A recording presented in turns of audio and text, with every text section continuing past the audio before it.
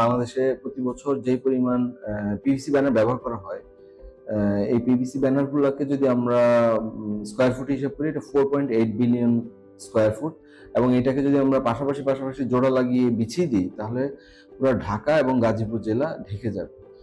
এবং এই যে এর ব্যাপকতা বোঝানোর জন্য এটা উদাহরণ আকারে বললাম আর কি। আসলে এই যে পিভিসি ব্যানারগুলো তৈরি হচ্ছে, এইটা ম্যাটেরিয়ালটা হচ্ছে গিয়ে পচনশীল না, এইটা ভীষণ ধরনের বিষাক্ত, এবং এটা রিসাইকেলও করা যায় না।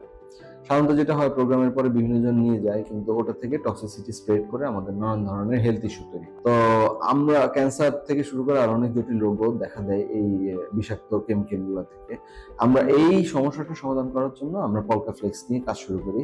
তো পলকা ফ্লেক্স এখন যে পর্যায়ে আছে সেটা হচ্ছে যে এটা খুবই মানে মানে সফিস্টিকেটেড একটা টেকনোলজি ডেভেলপ হয়েছে, যার মাধ্যমে আমরা পিভিসি ব্যানারের ঠিক অল্টারনেটিভ একটা পচনশীল ম্যাটেরিয়াল পেয়েছি, নন টক্সিক, এবং এটা 7 মাসে 92% বায়োডিগ্রেড করে যায়। 92% বললাম বেসড অন সাম টেস্টস। আমরা বাংলাদেশের সায়েন্স ল্যাবরেটরি, কিছু জার্মান ল্যাবে আমরা এই পলকা ফ্লেক্স ব্যানারের বায়োডিগ্রেডেবিলিটি, তারপরে টক্সিসিটি, এবং এটার মধ্যে প্লাস্টিক এক্সিস্ট করে কিনা কোনো, এগুলো টেস্ট করে ওই টেস্ট রিপোর্ট নিয়েছি। তো দেখা গেছে যে আমরা আমাদের ল্যাবরেটরি সেটআপের মধ্যে দিয়ে খুব অল্প পরিমাণে তৈরি করছি এবং ছোট বিভিন্ন প্রোগ্রাম কভার করার চেষ্টা করছি। হাউএভার এইটা বাংলাদেশের বাজারটা ভেরি করে। যেমন 2024 সালে তো বাংলাদেশের রাজনৈতিক পরিস্থিতির কারণে এটা প্রায় $900 মিলিয়ন পৌঁছেছিল ইম্পোর্ট।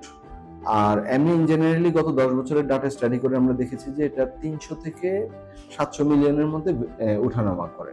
তবে লেটেস্ট হচ্ছে যেমন 2022-23 এটা ছিল $500 মিলিয়ন, $700 মিলিয়ন। সো বাজারটা আসলে কোনো ক্রমেই $500 মিলিয়ন কম না, এর চেয়ে বেশি। এবং এটা প্রত্যেক বছর এটা সিএজিআর বলে, কিউমুলেটিভ গ্রোথ আর কি, যে মার্কেট গ্রোথ, এটা প্রায় 10%। সো এটা বাজার বাড়ছে। তো এই যে বাজার বাড়ছে মানে আমাদের বর্জ্য বাড়ছে, সংকটও বাড়ছে। আমরা যে অল্টারনেটিভটা তৈরি করেছি সেটারও একটা বিগ পটেনশিয়াল আছে। এখন আমরা এটাকে কমার্শিয়াল প্রোডাকশনে নেওয়ার চেষ্টা করছি। কমার্শিয়াল প্রোডাকশনে গেলে আমরা হয়তো এই বিশাল চাহিদার একটা ক্ষুদ্র অংশ আমরা সরবরাহ করতে পারবো, কিন্তু আমরা এটাকে আরো অন্য একটা বিজনেস মডেলে ট্রান্সফার করার চেষ্টা করছি। সেটা হচ্ছে যে আমরা এই কেমিক্যালটাকে হ্যান্ডেল করার জন্য কিছু মেশিনারিজ ডেভেলপ করেছি, যে মেশিনগুলো সাধারণত চায়না থেকে আসতো বা সুইজারল্যান্ড, জার্মানরা তৈরি করতো। ওই মেশিনগুলো আমরা এখানে তৈরি করছি স্মল স্কেল, যাতে করে বাংলাদেশের 500 উপজেলায় এই উদ্যোক্তারা এইগুলোর ছোট ফ্যাক্টরি স্থাপন করতে পারেন।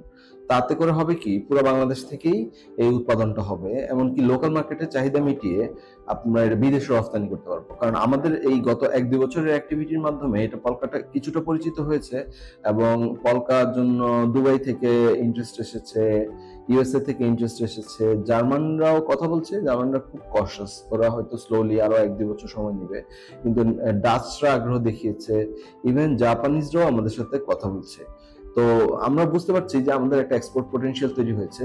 তো দেখা যাচ্ছে যে এই মুহূর্তে আমরা যেই জায়গাটায় আছি টেকনোলজি নিয়ে, এটা দিয়ে ম্যাসিভ একটা জব ক্রিয়েশনের সুযোগ হয়েছে, উদ্যোক্তা তৈরি হবে, এক্সপোর্ট পটেনশিয়াল আছে, এবং এই সব কিছুর মাধ্যমে আমাদের মূল লক্ষ্য হচ্ছে আসলে বাংলাদেশের অর্থনীতিকে শক্তিশালী করা, যে অর্থনৈতিক প্রক্রিয়ার ভেতর দিয়ে আমাদের পরিবেশ দূষণও মোকাবেলা করা যাবে।